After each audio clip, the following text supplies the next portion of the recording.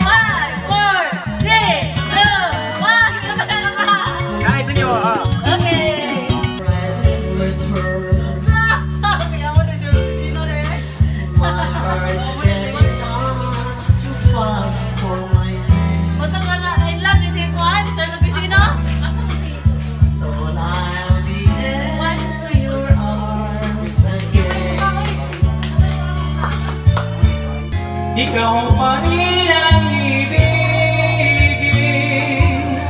mamahalin hanggang libing,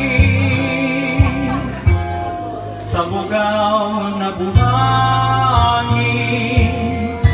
Uy, maghintay, ito ba ang buwit ng aking palad sa pag-ibig? Ako'y saumpalan sa kadaw ko, labas na yun kung unsang rangay buhato. Handumon ka ba? Saligan ka ba? May kalimtan na lang. Nasa isip mo ba kahit ngayon malayo ka na? Sana'y malaman mong mahal pa rin kita.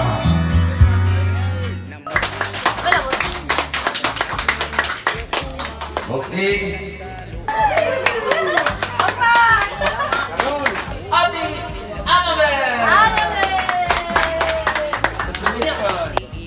Jesus Lambang.